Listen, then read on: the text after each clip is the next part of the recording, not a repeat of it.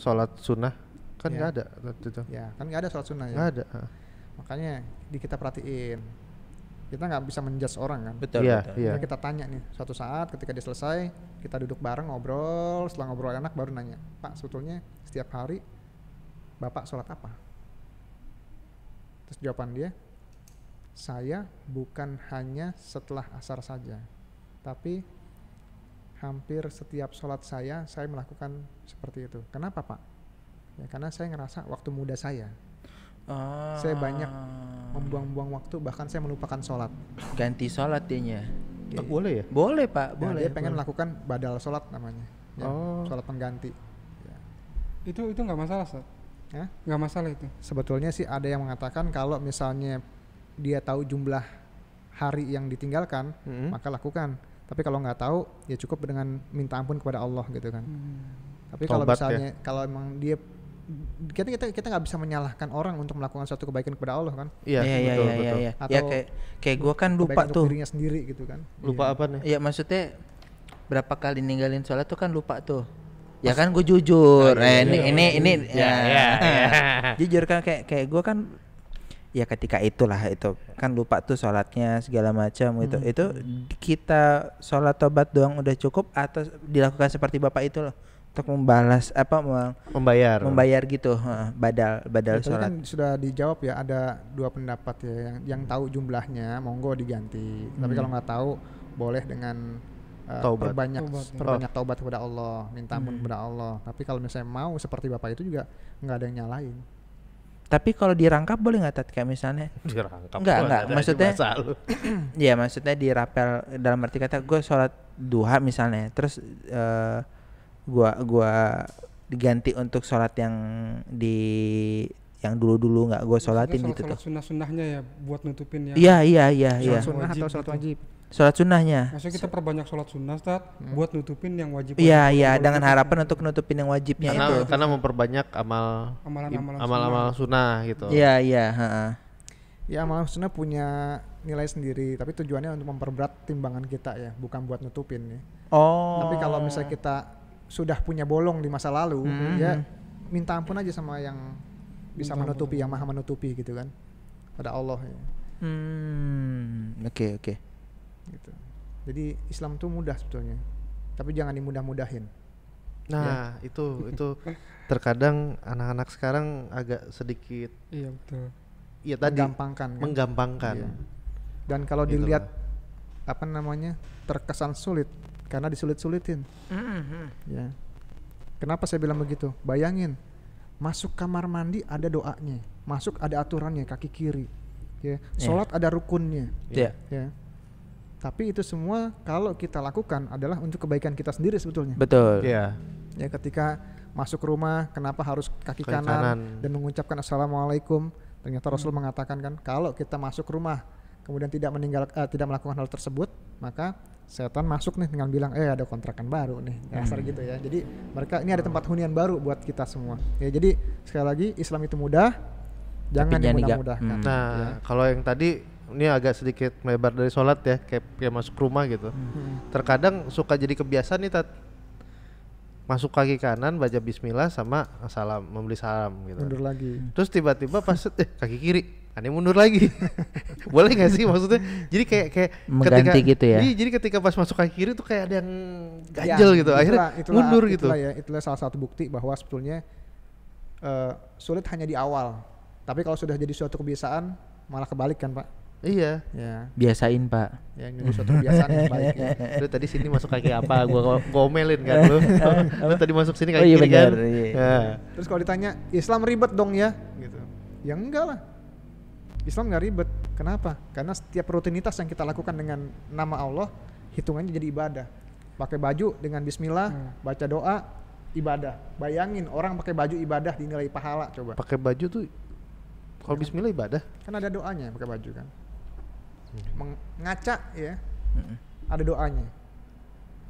Pahala. Apa peran doanya peran? Jadi apa Lupa. sih?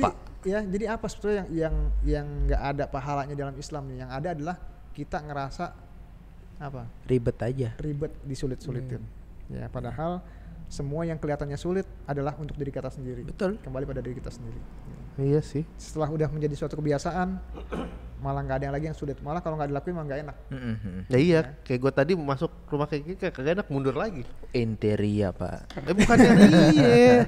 Ini kan ngejelasin nih, gitu kan, ngejelasin bahwa benar gitu. Awalnya gua kan gara-gara dia juga. Kalau lu masuk kaki kiri, kagak ini ntar setan masuk Kan gitu kan. dia kan ngasih Ya tahu yang akhirnya gua baik. bilang ya udah, coba gua kaki kanan bismillah salam gitu. Terus cuman lama-lama kebiasaan. Tadi giliran Alhamdulillah. masuk sini, ente masuk kaki kanan ya. Kayak kanan. Masih ada setan ikut masuk di belakang Iya. ente. Gue. Kaki kiri lagi.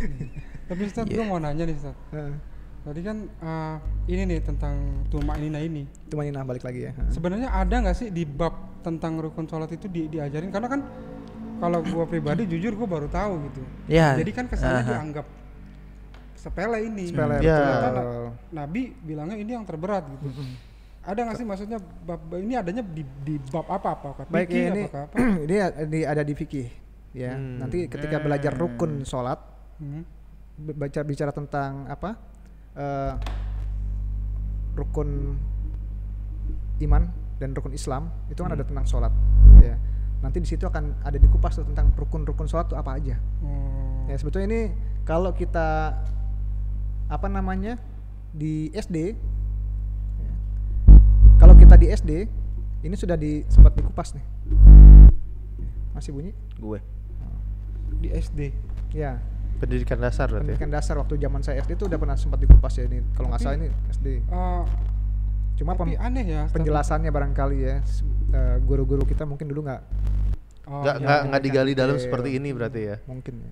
Tapi kan harusnya kalau menurut gue pribadi ini harus disosialisasiin gitu Iya, sama iya. yang udah di imam. Karena kan kalau menurut gue banyak sih ya, maksudnya mungkin gue ya jelas gue juga gitu.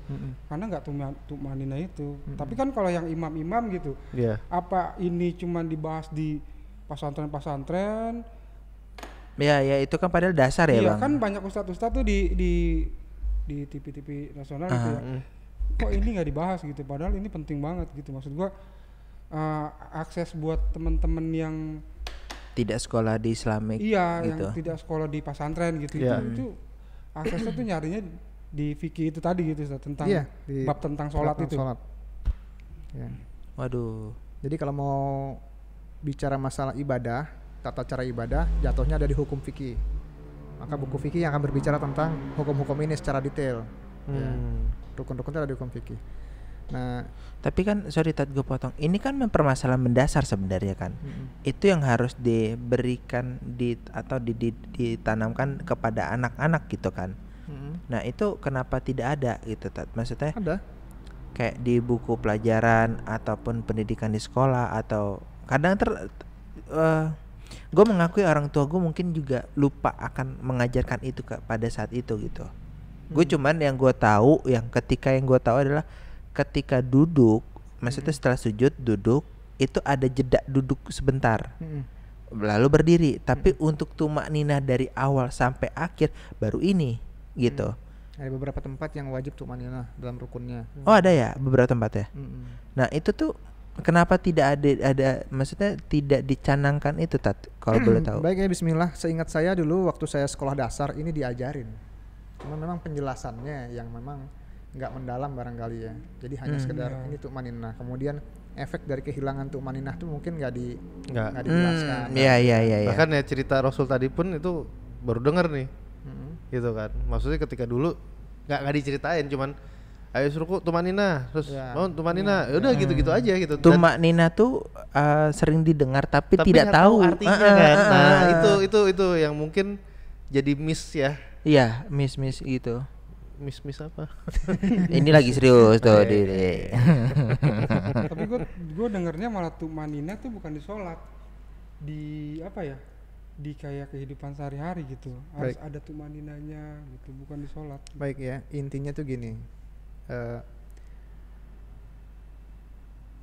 Sholat adalah latihan kita untuk menghadapi kehidupan kita ya. Lihat ya, azan itu panggilan pertamanya apa ya? Hayya 'alas sholat. Sholat dulu. Iya. Baru hayya 'alal falah. Meraih kemenangan. Menang di mana? Menang dunia, menang akhirat. Jadi kalau mau menang dunia, sholat itu harus benar. Iya, artinya betul. apa? Bawa sholat dalam duniamu. Ketika Allahu Akbar, Allah Maha Besar, semua kecil. Betul. Berani nggak dalam rapat, udah waktunya azan, Pak izin Pak. Kenapa? Mau sholat Pak. Karena udah ada panggilan. azan. Nah, ini kan yang kadang-kadang kita masih dalam praktek susah nih. Iya Dan sih. kita disuruh tu'maninah dalam setiap setiap kegiatan kita. Ya dalam Al-Qur'an dijelaskan ya bahwa muslim yang baik adalah selesaikanlah satu urusan, kemudian baru lanjutkan kepada urusan yang lain. Iya. Tu'maninah dulu satu masalah, konsentrasi, selesai ya. Kita mau menghadapi masalah apa? Tu'maninah dulu, konsentrasi dulu. Oh, detik ini, jam ini kita punya banyak masalah. Tapi detik ini, jam ini saya lagi podcast. Maka konsentrasi dulu ke podcast. Baru kita urusan podcast. Selesai podcast, baru kita melangkah Urusan pada yang detik lain. selanjutnya. Konsentrasi lagi, kita mau ngadepin apa? Konsentrasi dulu. Betul. Ya. Baru urusannya apa? Selesai, baru konsentrasi Jadi lagi. yang paling sulit adalah ketika dikatakan sholat itu mencegah perbuatan keji dan mungkar. Betul. Perbuatan keji dan mungkar itu dalam sholat atau di luar sholat? Di luar. Luar sholat. Di luar. Artinya kita suruh bawa sholat kita keluar sholat kita. Ya. Mengaplikasikan sholat ke dalam kehidupan sehari-hari. Oh. Iya. Nah, jadi kalau kita bawa apa yang kita lakukan dalam sholat ke dalam kehidupan sehari-hari, sudah bisa dipastikan kita akan menjauhkan diri kita dari keji dan mungkar. Itu gara-gara sholat doang ya Teh? Gara-gara sholat. Maksudnya efeknya tuh banyak gitu ya. Ini pembahasan sama halnya kayak gue belajar Al-Fatihah. Iya. Gue kira Al-Fatihah cuma kayak gitu doang ya. Buset, panjang. Gua aja mah ada 3 bulan. Sepupu gue setahun di pesantren. Iya sih dalam sih. Iya. Nah itu boleh tuh nanti tuh lain kali tuh. Iya, bahas itu, makanya Tak. kan di sini kan ketika kita mau berhasil, kunci-kunci kehidupan kita ada dalam Al-Qur'an. Ya, kita mau berhasil gimana sih caranya supaya kita berhasil? Kalau dalam Al-Qur'an juz 30 dikatakan falyabudu rabb hadzal bait, ya. Kenapa sih orang-orang Quraisy itu selamat? Ya, karena dia yang punya kuncinya Ka'bah, bukan karena dia falyabudu rabb hadzal bait. Dia menyembah Tuhannya Ka'bah. Emang kalau dia menyembah Tuhannya Ka'bah bagaimana? Ya. Alladzi atamahum min ju' wa amanahum min khauf, ya. Allah akan menjamin dia lepas dari rasa lapar dan menjamin rasa aman. Ya. Jadi kalau mau berusaha, sholat dulu, falyabudu rabb hadzal bait dulu, baru usaha. Iya. Ya. Suruh sholat dulu kata Allah, baru Allah bukain itu semuanya tuh. Mending nggak tanggung-tanggung. Dari lapar sampai rasa aman, itu sebetulnya 5 tingkatan manajemen kebutuhan manusia. Kebutuhan paling rendah makan. Iya dong. Abraham Maslow itu. Abraham Maslow ya, makan. Kemudian yang kedua kebutuhan Ini apa? Pakaian sekunder. Sekunder ya. Ini primer, sekunder, kemudian tersier, Tersier. kemudian investasi. Ya. Ketika sudah punya investasi, mau ngapain? Dia takut mau ngapa-ngapain. Tidur juga takut kalau nggak punya rasa aman. Rasa aman. Iya, rasa Tapi aman. kalau udah falyabudu rabb hadzal bait, Allah bilang apa? Udah Allah semuanya jamin itu. dari rasa lapar sampai rasa aman, Allah jamin. Jangan-jangan tuh Abraham Maslow ngambil dari sini juga kali bisa ya. jadi, bisa jadi. Karena Iya kan loh. Ternyata ada ya situ. Iya, pada ujung Nggak, kok gue baru tahu gitu. enggak, Pak. Bener Iya kata nggak baru tahu. Dikaitkannya di situ gitu. Iya sih. Iya. Ya. Baik ya, sholat. Sholat, Pak. Ya, pencuri terbesar. Ya. Gimana kita mau jadi orang yang selamat dari rasa lapar sampai rasa aman kalau dalam prosesnya kita masih suka mencuri-mencuri dalamnya. Iya. Itu Ya nggak bakal itu. dapat ini secara utuh lah gitu. Iya. Ayo, ada lagi? Tapi ini Ustaz, Hah? ini maksudnya tumak nina ini, berarti dia Tumanina. ngejarnya itu tujuannya itu khusyuk ya? Iya nggak sih? Iya. Nah kalau seandainya kita udah khusyuk, tapi mungkin tumak ninanya nggak terlalu Dalam. sedang yang subhanallah gitu. Itu gimana Ustaz? Yang dikejar itu tumak nina atau kekhusyuan? Tuh. Atau gimana Ustaz? Gua belum paham juga gitu. Ya, sebetulnya kan ini kan sebagai alat bantu kita ya untuk mencapai suatu proses kekhusyuan. Iya, Ketika semuanya itu sudah kita jalankan tanpa ada yang salah, maka di akhir dikatakan dalam rukun itu adalah yang paling terakhir apa? Tertib. Tertib. Tertib. Ya tertib artinya apa? Ngikutin urutan. Ngikutin urutan dan semuanya dijalankan. Ya. Pasti akan mendekati pada kekhusyuan. Jadi gitu Bang Rahmat ya. Oke, siap. Jangan nanya Tat ya, udah berapa kali yang kusuk, jangan ya. Udah. Gue tahu arahnya ke sana deh. Udah Tat. Enggak, ini kadang-kadang yang jadikan teguran buat kita nih Bang Dani, Bang Jafran ya. Bang Rahmat. Kebetulan kan kita juga bergerak di travel umroh dan haji ya. Orang yang pergi ke sana kan mendapatkan pahala yang luar biasa besarnya. Sampai 100.000 kali. Tapi kalau mereka datang sekali, sholat khusyuk aja sekali, datang ke sana, dikalikan 100.000 itu berapa tahun covernya? Ya, mengcover berapa tahun? Ya, kalaupun umur kita 80 tahun, begitu kita hitung-hitung kemarin itu sampai 127 tahun kalau nggak salah, 124 tahun. Ya. Berarti kita masih punya plus tuh. Ya, itu makanya keutamaan orang mau pergi ke Masjidil Haram adalah mengejar pahala-pahala seperti itu. Kenapa? Untuk nutupin mungkin sholat-sholat kita dulu yang bolong. Iya. Tapi jangan sampai udah nyampe di sana kagak sholat, menjadi pencuri terbesar gitu. Wah. Nggak dimanfaatin gitu intinya. Iya, jadi nggak diperbaiki sholatnya. Makanya buat jamaah-jamaah yang mau berangkat, yuk perbaiki dulu rukun-rukun sholatnya, tata cara ibadahnya sebelum kita berangkat ke sana. Ya. Mudah-mudahan sampai sana bisa jadi mabrur beneran. Amin. Baik. Ya. Ada lagi? Cukup sih Tat. Cukup ya. Bang Rahmat. Rukun sholat. Sebelum sholat ada wudhu. Iya, Ustaz. Ya. Sempurnain mana dulu? Ya jelas kalau saya wudhu dulu disempurnakan. Wudhunya sempurnakan. Ya. Terus pernah melaksanakan mandi besar? Iya, pasti Ustaz. Kalau mandi besarnya nggak sempurna gimana? Wah nggak tahu deh Ustaz ya, karena kalau saya pribadi agak hati-hati itu, maksudnya agak hati-hati ya, step-stepnya diikut-ikutin gitu. Tapi kalau misalnya sempurna atau enggaknya saya nggak paham. Allahu a'lam. Iya. Ya artinya kan ada rukun-rukun dalam melaksanakan mandi. Iya. Seandainya mandinya itu nggak sempurna, efeknya apa? Ya efek ke semuanya ibadah ya. Maksudnya ibadahnya jadi mungkin dapat siksa kubur itu kan karena buang air kecil aja najis ya. Iya. Gara-gara najis ya. Jadi kalau mandi besarnya itu nggak sempurna, wudhunya sempurna nggak? Enggak lah Ustaz. Enggak. Kalau menurut saya pribadi ya, ini menurut saya pribadi. Iya. Enggak. Karena masih ada kan, kotor kan? Iya. Masih ada najis kan? Iya. Terus kalau wudhunya nggak sempurna, sholatnya sempurna nggak?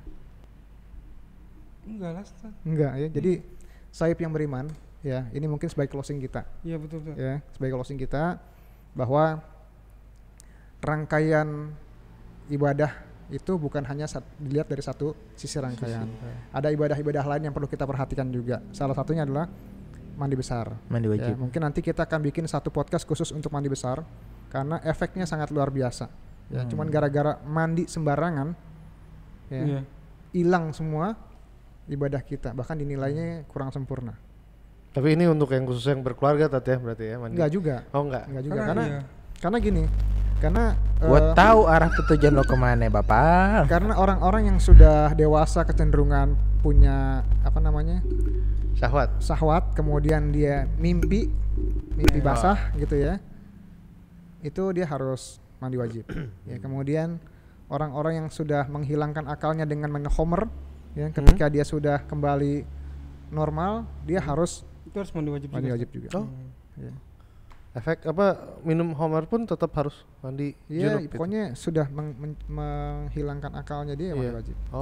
Walaupun cuman nggak sampai mabok ya berarti ya, tetap wajib ya. Cari celah mulu lu. Enggak juga sih. Enggak juga ya. Kan ngasih tahu informasi. Ya Pran. Ya maksudnya mandi wajib tuh emang penting banget itu berarti ya. Iya. Dan kalau kita ini laki-laki semua nih. Iya. Kalau perempuan kan sudah haid, Oh ya ada juga dia Mandi Junub ada juga ada. Ya. Pengen bercanda tapi nggak jadi. Baik ya. Mungkin itu aja bisa kita sampaikan kepada sohib-sohib yang beriman. Mudah-mudahan bicara ringan kita pada hari ini membawa manfaat. Ya, terima kasih Bang Rahmat udah mau join di sini ya. Mudah-mudahan bisa memberikan nilai-nilai yang baru nanti ke depannya buat sohib-sohib yang beriman, bahwa sesungguhnya dakwah itu adalah punya kita semua Bang Rahmat ya. Dan kita punya kewajiban menyampaikan walaupun satu ayat. Baik, itu aja deh Bang Dani dari saya. Ya, udah closing lah. Kira lu mau ngomong. Kagak. Oke, sohib beriman jangan lupa subscribe, like dan share YouTube kita, dan juga jangan lupa nih Bang Rahmat nih punya YouTube juga nih mengenai apa Bang? Tentang ikan cupang tuh. Ikan cupang, wah ini seru juga nih kayaknya nih. Banyak di situ review berarti ya, review ikan cupang. Iya, ikan cupang dan ikan hias. Tapi kalau ternaknya hanya ternak cupang. Oh, nah ntar lihat aja ya di share video kita di bagian akhir, oke? Ada namanya Rahmat Alfa Madinah nama channel. Oh ya, di deskripsi nanti kita kasih. Satu lagi Pak Dani. Ternyata beliau ini pernah ngeloncengin satu program judulnya apa tuh? One Day, satu hari 10 ayat. 10 ayat. ayat. 10 ayat, Masya Allah. Ya. Pada nih satu hari berapa ayat? 10 huruf. Gue nggak mau ria sih. Gue nggak mau ria gitu aja deh. Kalau nanya ke gue sudah pasti tidak ada. Oke, akhir kata terima kasih udah ngikutin kita, dan bila ada komentar atau ada satu permasalahan bisa kirim email aja ke kita. Ya. Nanti pasti kita jamin secara privasi nama akan kita umumkan, sebut, tetapi hanya permasalahannya nanti akan kita bahas. Akhir kata terima kasih. Assalamualaikum warahmatullahi wabarakatuh. Waalaikumsalam warahmatullahi wabarakatuh.